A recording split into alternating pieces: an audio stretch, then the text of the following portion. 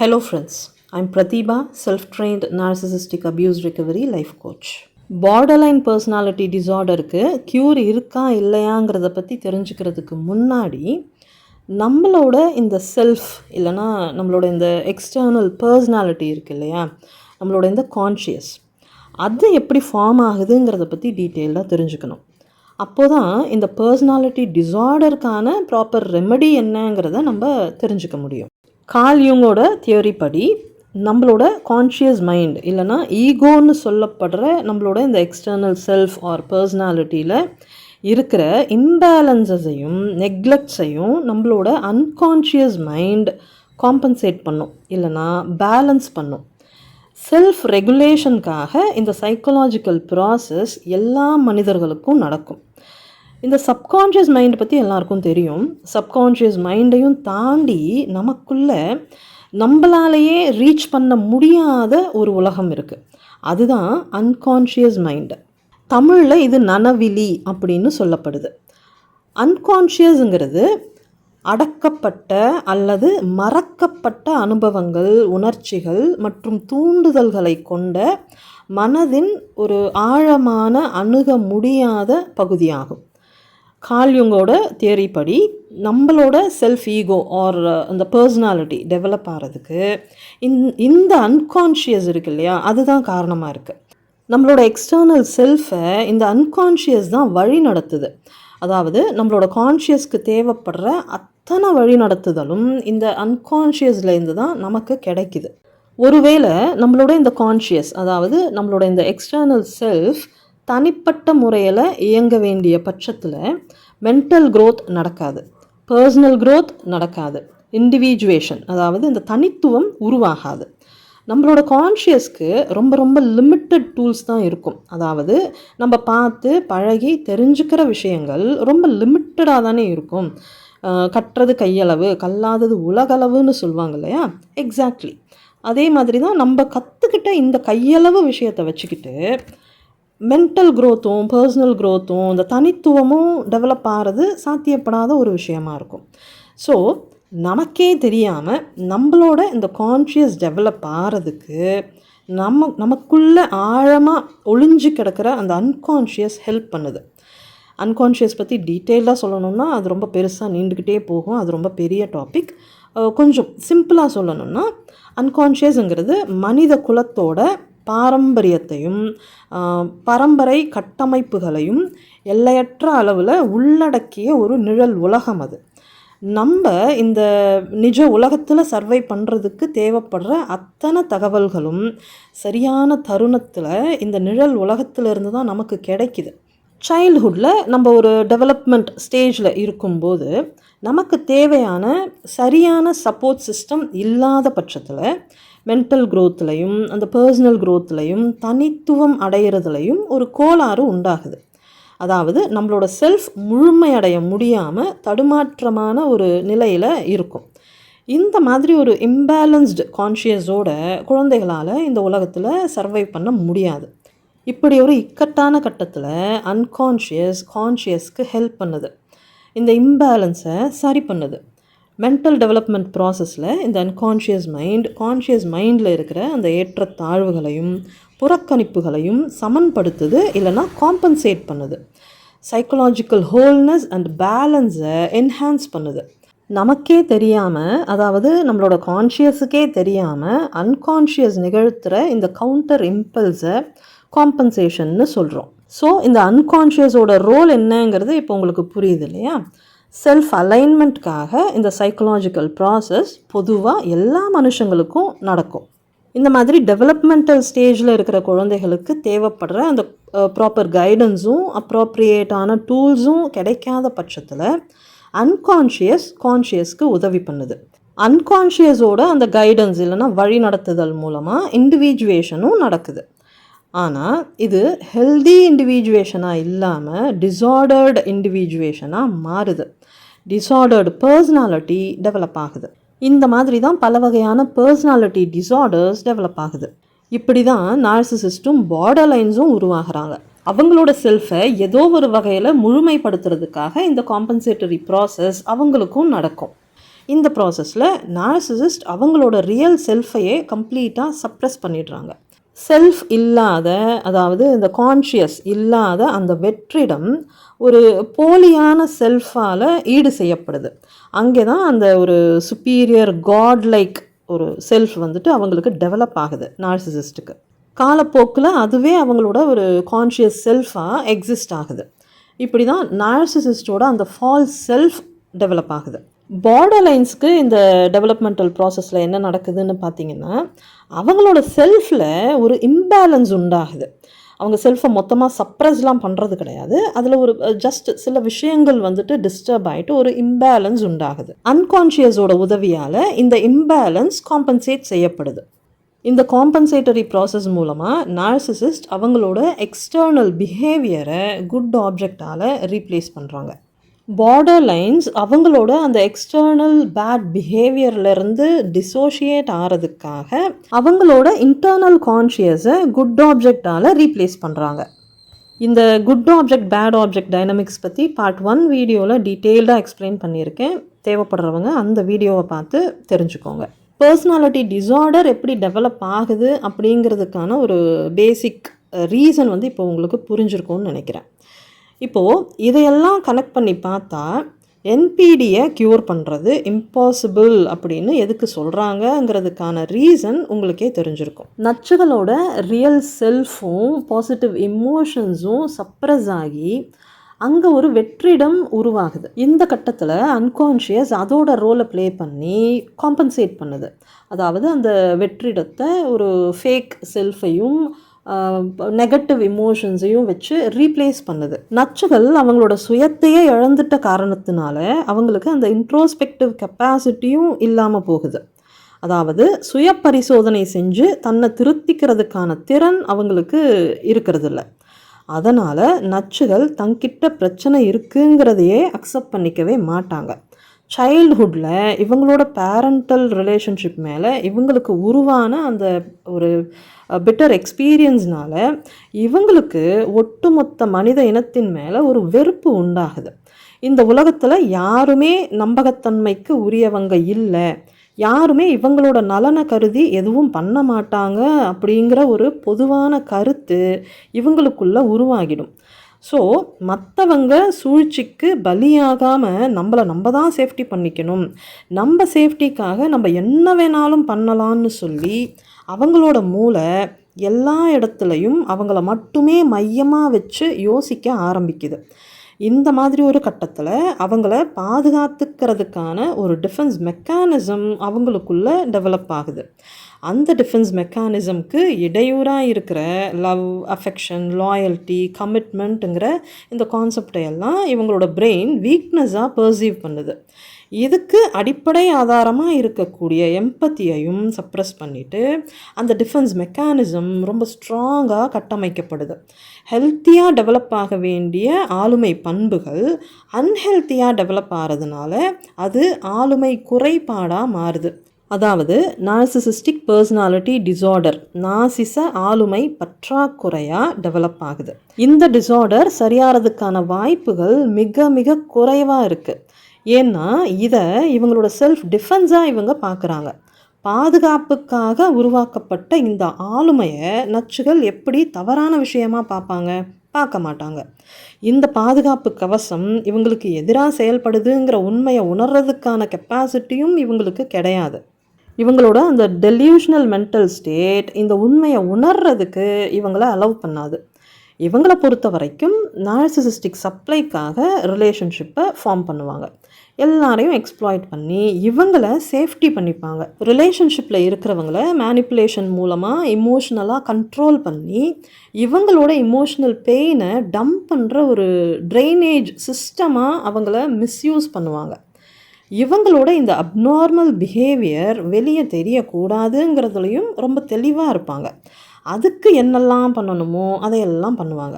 இப்படி வாழறது தான் சேஃப்டிங்கிற டெல்யூஷனில் இவங்க இருப்பாங்க. இவங்களோட இந்த மென்டல் ஸ்டேட்னால் அந்த குறைகளை சரி பண்ணிக்கிறதுக்கு நச்சுகள் தயாராக இருக்க மாட்டாங்க.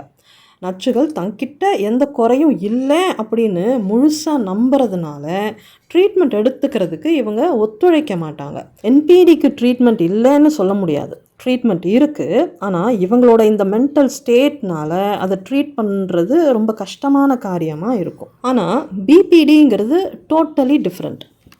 செல்ஃப் சென்ட்ரிக் பெனிஃபிட்ஸ்க்காக பிபிடி ஃபார்ம் ஆகலை. 2 பேர்கிட்டையும் மேனிப்புலேட்டிவ் பிஹேவியர்ஸ் இருந்தாலும் அதுக்கான மோட்டிவேஷனும் இன்டென்ஷனும் டோட்டலி டிஃப்ரெண்ட்டாக இருக்கும்.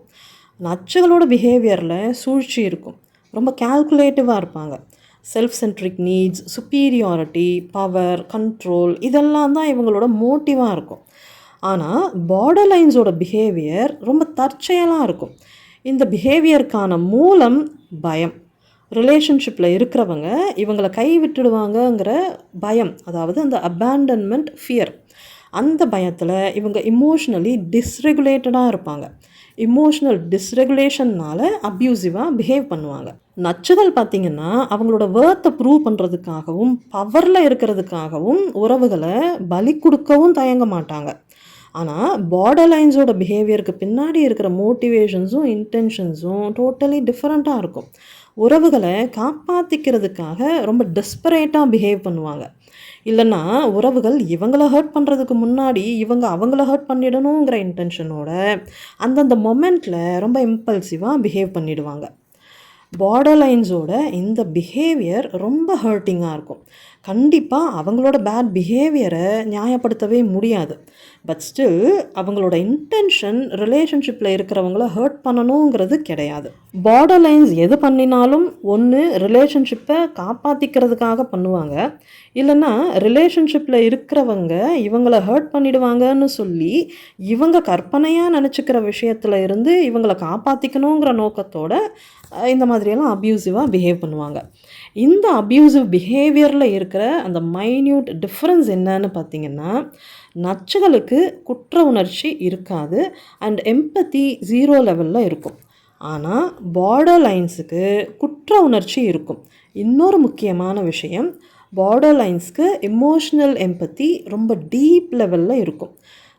சைடில் இதையும் நோட் பண்ணிக்கோங்க. பார்டர் லைன்ஸ்க்கு எமோஷ்னல் எம்பத்தி இருக்கும், ஆனால் காக்னிட்டிவ் எம்பத்தி இருக்காது. இவங்களுக்கு எமோஷ்னல் எம்பத்தி ரொம்ப டீப்பாக இருக்கிறதுனால இவங்களோட பேட் பிஹேவியரால் மற்றவங்க எமோஷ்னலி ஹர்ட் ஆகிறத நினச்சி இவங்க ரொம்பவே வருத்தப்படுவாங்க, மன்னிப்பும் கேட்பாங்க. ஆக்சுவலி பார்டர் லைன்ஸ்க்கு செல்ஃப் அவேர்னஸும் ப்ராப்பர் கைடன்ஸும் இல்லாத காரணத்தினால அவங்க எதனால் இப்படி பிஹேவ் பண்ணுறாங்கன்னு புரியாத ஒரு குழப்பமான மனநிலையில் இருப்பாங்க. அதனால் இமோஷ்னலி டிஸ்ரெகுலேட் ஆகிட்டு இந்த மாதிரியெல்லாம் பிஹேவ் பண்ணுவாங்க. நீங்கள் கவனிக்க வேண்டிய இன்னொரு முக்கியமான விஷயம், நச்சுகளுக்கு செல்ஃப் ரிஃப்ளெக்டிங் கெப்பாசிட்டி சுத்தமாக கிடையாது. ஆனால் பார்டர் லைன்ஸுக்கு இந்த செல்ஃப் ரிஃப்ளெக்டிங் கெப்பாசிட்டி இருக்குது, செல்ஃப் அனலைஸ் பண்ணுற கெப்பாசிட்டியும் இருக்குது. ஸோ இவங்களுக்கு இன்ட்ரோஸ்பெக்டிவ் கெப்பாசிட்டியும் இருக்குது. இன்ட்ரோஸ்பெக்டிவ் கெப்பாசிட்டி இருக்கிற இந்த காரணத்தினால பார்டர் லைன்ஸ் இந்த டிஸார்டர்லேருந்து ரெக்கவர் ஆகிறதுக்கான அதிகப்படியான சான்சஸும் இருக்குது. ஏன்னா என்பிடி மாதிரி இன்ட்ரோஸ்பெக்டிவ் கெப்பாசிட்டி இல்லாமல் இருந்தால் இவங்க ரெக்கவர் ஆகிறதுக்கு ஹோப்பே இல்லைன்னு சொல்லிடலாம். என்பிடி மாதிரி இவங்களுக்கு செல்ஃப் சென்ட்ரிக் ஆட்டிடியூடும் கிடையாது. உறவுகளை அப்யூஸ் பண்ணுற சாடிஸ்டிக் நேச்சரும் இவங்களுக்கு கிடையாது. ரியாலிட்டி என்னன்னு பார்த்தீங்கன்னா, பார்டர் லைன்ஸுக்கு உறவுகளோட வாழணுங்கிற ஏக்கம் அதிகமாகவே இருக்கும். ஆனால் அதையும் தாண்டி அவங்களுக்குள்ள அந்த அபேண்டன்மெண்ட் ஃபியர் இருக்கிறதுனால ரிலேஷன்ஷிப்பில் இருந்து இவங்க ரீஅஷூரன்ஸை எதிர்பார்த்துக்கிட்டே இருப்பாங்க. இவங்களோட எதிர்பார்ப்பை பூர்த்தி பண்ணுறது இவங்க கூட ரிலேஷன்ஷிப்பில் இருக்கிறவங்களுக்கு ரொம்ப எக்ஸாஸ்டிங்காக இருக்கும். போதா குறைக்கு இவங்க பயத்தில் மிஸ்பிஹேவ் பண்ணி இவங்களே ரிலேஷன்ஷிப்பை சொதப்பிடுவாங்க. ஸோ பார்டர் லைன்ஸ்க்கு ப்ராப்பர் எமோஷ்னல் சப்போர்ட்டும் கைடன்ஸும் கிடைக்கிற பட்சத்தில் ப்ளஸ் அவங்களோட அந்த டிஸார்டர்லேருந்து ரெக்கவர் ஆகணுங்கிற முனைப்பு இவங்களுக்கு இருக்கிற பட்சத்தில் கண்டிப்பாக இவங்களால் பார்டர் லைன் சிம்டம்ஸை கண்ட்ரோலுக்கு கொண்டு வர முடியும். ஸோ பிபிடி இருக்கிறவங்க இதுக்கு க்யூரே கிடையாதுன்னு நினச்சி மனசை தளர விடாதீங்க. இவங்க கூட ரிலேஷன்ஷிப்பில் இருக்கிறவங்களும் இவங்களோட இந்த பிஹேவியருக்கு பின்னாடி இருக்கிற சைக்கலாஜிக்கல் ரீசன்ஸை புரிஞ்சுக்கிட்டு இவங்களுக்கு ஹெல்ப் பண்ணுற பட்சத்தில் இவங்க ரெக்கவர் ஆகிறதுக்கு அதிகப்படியான சான்சஸ் இருக்குது. ஆனாலும் இவங்களுக்கு இந்த உதவியை பண்ணணுமா வேண்டாமாங்கிறது இவங்க கூட ரிலேஷன்ஷிப்பில் இருக்கிறவங்க தனிப்பட்ட முறையில் எடுக்க வேண்டிய ஒரு முடிவு. அவங்களுக்கு ஹெல்ப் பண்ணி தான் ஆகணும்னு சொல்லி நம்ம யாரையும் கட்டாயப்படுத்தவே முடியாது. பிபிடி இருக்கிறவங்களே கூட இந்த உதவியை அவங்களோட உறவுகள்கிட்ட இருந்து எதிர்பார்க்க முடியாது, ஃபோர்ஸ் பண்ணவும் முடியாது. அதனால் பிபிடி இருக்கிறவங்க செல்ஃப் ரெஸ்பான்சிபிலிட்டி எடுத்துக்கணும். ஏன்னா இது உங்களோட ப்ராப்ளம். ஒரு அடல்ட்டாக இதை நீங்கள் தான் டீல் பண்ணணும். செல்ஃப் அவேர்னஸை டெவலப் பண்ணிக்கிட்டு ப்ராப்பர் ட்ரீட்மெண்ட் எடுத்துக்கிட்டு உங்களோட சிம்டம்ஸை நீங்கள் மேக்ஸிமம் குறைச்சிக்கிற பட்சத்தில் நீங்களும் ஒரு ஹெல்த்தியான லைஃப்பை லீட் பண்ணலாம். ஒருவேளை உங்களுக்கு இருக்கிற பிபிடியை ட்ரீட் பண்ணவே முடியாதுன்னு நினைக்கிறவங்க ஒரு விஷயத்தை தெளிவாக புரிஞ்சுக்கோங்க. எந்த வகையான டிஸார்டராக இருந்தாலும் அதை கம்ப்ளீட்டாக க்யூர் பண்ணவே முடியாது. பட் ட்ரீட்மெண்ட் கொடுத்து அதோட சிம்டம்ஸை ரெடியூஸ் பண்ண முடியும். அதோட ட்ரிகர்ஸை ப்ராப்பராக ஹேண்டில் பண்ணுற அளவுக்கு மென்டல் ஸ்ட்ரென்த்தை டெவலப் பண்ணிக்க முடியும், இமோஷ்னலாக ரெகுலேட் பண்ணிக்க முடியும். ஸோ உங்களோட முடிவு என்னங்கிறத பொறுத்து உங்களோட வாழ்க்கை மாறும். சைல்டுஹுட்டில் சர்வைவலுக்காக டெவலப் ஆகிற கோப்பிங் மெக்கானிசம் எதுவாக இருந்தாலும் அடல்ட்ஹுட்டில் அது ஹெல்ப் பண்ணாது. இந்த கோப்பிங் மெக்கானிசம்னால் நீங்களும் கஷ்டப்பட்டு உங்கள் லைஃப்பில் இருக்கிறவங்களையும் கஷ்டப்படுத்துவீங்க. ஸோ யோசித்து முடிவு பண்ணுங்கள். இது எதுவுமே உங்களுக்கு நடக்கலை, உங்களுக்குள்ளே நடந்திருக்குங்கிறத நீங்கள் புரிஞ்சுக்கணும். உங்களுக்குள்ள சைல்ட்ஹுட் ட்ராமானால் ஏற்பட்ட அந்த டெவலப்மெண்டல் ஃபெயிலியர்ஸை காம்பன்சேட்டரி ஸ்ட்ரக்சர் சரி பண்ணியிருக்கு. அது மூலமாக ஒரு கான்ஷியஸ் ஃபார்ம் ஆகியிருக்கு. அந்த கான்ஷியஸ் தான் உங்களோட எக்ஸ்டர்னல் பிஹேவியர் மூலமாக வெளிப்படுது. பட் உங்களோட அந்த எக்ஸ்டர்னல் பேட் பிஹேவியர் உங்களுக்கு பிடிக்கலைங்கிற காரணத்தினால அதை ஜஸ்டிஃபை பண்ணுற விதமாக உங்களுக்குள்ள ஒரு வாய்ஸ் ஃபார்ம் ஆகுது. அந்த இன்னர் வாய்ஸ் உங்களை ஒரு குட் ஆப்ஜெக்ட் அப்படின்னு ப்ரூவ் பண்ணுது. ஸோ இந்த வகையில் இது உங்களோட டிஃபென்ஸ் மெக்கானிசமாக செயல்படுது. அந்த இன்னர் வாய்ஸை யூஸ் பண்ணி உங்களோட அந்த எக்ஸ்டர்னல் பேட் பிஹேவியர்லேருந்து நீங்கள் டிசோஷியேட் ஆகிறதுக்கு ட்ரை பண்ணுறீங்க. ஸோ இந்த இன்னர் வாய்ஸ் உங்களுக்கு மிகப்பெரிய தடையாக இருக்குது. அதாவது இந்த இன்னர் வாய்ஸ் உங்களோட சுயத்திலிருந்து உங்களை தனிமைப்படுத்துது, பிரிக்குது. எவ்வளோ காலத்துக்கு நீங்களே உங்ககிட்ட இருந்து தப்பிச்சு ஓட முடியும்? அது ரொம்ப காலத்துக்கு பண்ண முடியாது. இந்த டிசோஷியேஷனுங்கிறது ஒரு டெம்பரரி சொல்யூஷன். இந்த டெம்பரரி சொல்யூஷன் உங்களோட லாங் லைஃபுக்கு ஹெல்ப் பண்ணவே பண்ணாது. ஸோ உங்களோட மாற்றத்துக்கு தடையாக இருக்கிற அந்த இன்னர் வாய்ஸை நீங்கள் டிஸ்மேண்டில் பண்ணணும், அதை கலைக்கணும்.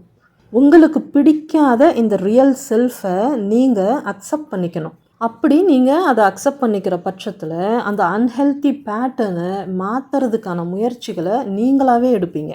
உங்களோட அந்த பேட் பிஹேவியருக்கான ட்ரிகர்ஸை எல்லாம் ப்ராப்பராக ஐடென்டிஃபை பண்ணி அதை கண்ட்ரோல் பண்ணுவீங்க. உங்களோட இந்த அன்ஹெல்த்தி பேட்டர்னை எல்லாம் ஹெல்த்தி பேட்டர்னால் ரீப்ளேஸ் பண்ண முடியும், காம்பன்சேட் பண்ண முடியும். நீங்கள் ரொம்ப ஜென்யூனாக இதுக்காக முயற்சி பண்ணுற பட்சத்தில் உங்களோட அன்கான்ஷியஸ் கண்டிப்பாக உங்களுக்கு ஹெல்ப் பண்ணும். அஃப்கோர்ஸ் உங்கள் கூட ரிலேஷன்ஷிப்பில் இருக்கிறவங்களும் கண்டிப்பாக உங்களுக்கு ஹெல்ப் பண்ணுவாங்க. உங்களுக்கு தேவைப்படுற emotional support, moral support, reassurance, validation, acknowledgement எல்லாமே உங்களோட ரிலேஷன்ஷிப்லேருந்து உங்களுக்கு கிடைக்கும். ஆனால் இதெல்லாம் சாத்தியப்படணும்னா நீங்கள் மனசார முயற்சி பண்ணணும். அப்படி முயற்சி பண்ணுற பட்சத்தில் உங்களோட அந்த எக்ஸ்டர்னல் பேட் பிஹேவியரை குட் ஆப்ஜெக்டால் ரீப்ளேஸ் பண்ண முடியும், காம்பன்சேட் பண்ண முடியும். ஏன்னா நச்சுகள் மாதிரி உறவுகளை எக்ஸ்ப்ளாய்ட் பண்ணுறது உங்களோட நோக்கம் கிடையாது. உறவுகளோட வாழணுங்கிறது தான் உங்களோட ஆழ் மனசில் இருக்கிற ஒரு ஏக்கம். ஆனால் உறவுகள் எங்கே உங்களை கைவிட்டுடுவாங்களோ அப்படிங்கிற அந்த ஒரு டெல்யூஷனலான அபேண்டன்மெண்ட் ஃபியர் இருக்குது இல்லையா, அந்த பயம்தான் உங்களோட எதிரியாக இருக்குது.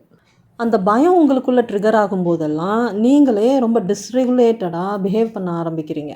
எந்த உறவு உங்களுக்கு கடைசி வரைக்கும் வேணும்னு ஆசைப்படுறீங்களோ அந்த உறவை நீங்களே கெடுத்து விட்டுடுறீங்க. ஸோ உங்களோட பயமே உங்களோட ரிலேஷன்ஷிப்புக்கு மிகப்பெரிய தடையாக இருக்குது. இந்த பயத்திலேருந்து நீங்கள் ப்ராப்பராக ரெக்கவர் ஆகணும்னா உங்களுக்குள்ளே ஒழிச்சிக்கிட்டு இருக்கிற அந்த இன்னர் வாய்ஸ், அதாவது உங்களோட குட் ஆப்ஜெக்டாக ஒழிச்சிக்கிட்டு இருக்கிற அந்த இன்னர் வாய்ஸை நீங்கள் கலைக்கணும். கலைச்சிட்டு உங்களோட எக்ஸ்டர்னல் பிஹேவியரோட நீங்கள் கம்ப்ளீட்டாக கனெக்ட் ஆகணும். கனெக்ட் ஆகிட்டு உங்களோட அந்த மிஸ்பிஹேவியரை எல்லாம் ஹெல்த்தி பிஹேவியரால் காம்பன்சேட் பண்ணணும். என்பிடிக்கும் பிபிடிக்கும் ரெக்கவரி இருக்கா இல்லையா அப்படிங்கிற கேள்விக்கு ஷார்ட்டாக பதில் சொல்லணும்னா, நார்சிசிஸ்ட்டை பொறுத்த வரைக்கும் அவங்களோட டிஃபென்ஸ் மெக்கானிசமை கலைச்சிட்டா அவங்களோட காம்பன்சேட்டரி ஸ்ட்ரக்சரும் எக்ஸிஸ்ட் ஆகாது. ஏன்னா அவங்களுக்கு ரியல் செல்ஃப்னு ஒன்று இல்லவே இல்லை. அது வெற்றிடமாக இருக்குது. அந்த வெற்றிடத்தை ஃபேக் செல்ஃபால் காம்பன்சேட் பண்ணி வச்சுருக்காங்க. அந்த ஃபேக் செல்ஃபோட எக்ஸிஸ்டன்ஸை பாதுகாக்கிறதுக்காக தான் இந்த டிஃபென்ஸ் மெக்கானிசம் அவங்களுக்கு உருவாகியிருக்கு. ஸோ அவங்க இந்த டிஃபென்ஸ் மெக்கானிசமை கலைக்கவே மாட்டாங்க. விச் மீன்ஸ் அவங்களோட டிஸார்டர் சிம்டம்ஸை மேனேஜ் பண்ணுறதுக்கு அவங்க ஒத்துழைக்கவே மாட்டாங்க. ஸோ என்பிடியை மேனேஜ் பண்ணவும் முடியாது, கண்ட்ரோல் பண்ணவும் முடியாது. ஆனால் பார்டர் லைன்ஸை பொறுத்த வரைக்கும் அவங்களோட செல்ஃப் இம்பேலன்ஸ்டாக இருக்குது, காம்ப்ரமைஸ்டாக இருக்குது. ஸோ பார்டர் லைன்ஸ் இந்த காம்ப்ரமைஸ்டு செல்ஃபோட டிஸ்ரெகுலேட்டட் சிம்டம்ஸை டிபிடி, அதாவது டயாலெக்டிக்கல் பிஹேவியர் தெரப்பி மூலமாக மேனேஜ் பண்ண முடியும், ஹெல்த்தியான லைஃப்பை லீட் பண்ண முடியும். ஆனால் இங்கே தான் ஒரு சிக்கல் இருக்குது. பிபிடி இருக்கிறவங்களுக்கு அதோடவே சேர்த்து என்பிடி இருக்கிறதுக்கான வாய்ப்பு இருக்குமான்னு கேட்டால் எஸ், கண்டிப்பாக வாய்ப்பு இருக்குது. பிபிடி இருக்கிற எல்லாருக்குமே அதோடு சேர்த்து என்பிடியும் இருக்கிறதுக்கு வாய்ப்பு இருக்குன்னு சொல்ல முடியாது. ஒரு சிலருக்கு என்பிடியும் இருக்கிறதுக்கு வாய்ப்பு இருக்குது. ஏன்னா என்பிடிங்கிறது ஒரு கோ அக்கரிங் டிஸார்டர். என்பிடி இருக்கிறவங்களுக்கு அதோடு சேர்த்து வேறு ஏதாவது ஒரு மூட் டிஸார்டர் இல்லைனா பர்சனாலிட்டி டிஸார்டர் கண்டிப்பாக கூடவே இருக்கும். அந்த வகையில் பார்க்கும்போது என்பிடி இருக்கிறவங்களுக்கு அதோடு சேர்த்து பிபிடியும் இருக்கிறதுக்கு வாய்ப்புகள் இருக்குது. இந்த கண்டிஷனில் பிபிடிங்கிறது டேஞ்சரஸான ஒரு டிஸார்டராக மாறுது. கோ அக்கரிங் டிஸார்டர்ஸ், அதாவது இந்த என்பிடி பிபிடி கமாபிடிட்டி பற்றி அடுத்தடுத்த பதிவுகளில் நம்ம இன்னும் டீட்டெயில்டாக பார்க்கலாம். ஸ்பெசிஃபிக்காக உங்களோட ரிலேஷன்ஷிப் இஷ்யூஸ்க்காகவும் கிளாரிட்டிக்காகவும் என்கிட்ட பெய்டு லைஃப் கோச்சிங் செஷன்ஸ் எடுக்கணும்னு நினைக்கிறவங்க ஸ்க்ரீனில் தெரிகிற இந்த வாட்ஸ்அப் நம்பருக்கு மெசேஜ் பண்ணுங்கள். பத்திரமா இருங்க, பாதுகாப்பாக இருங்க, சந்தோஷமாக இருங்க. Bye friends.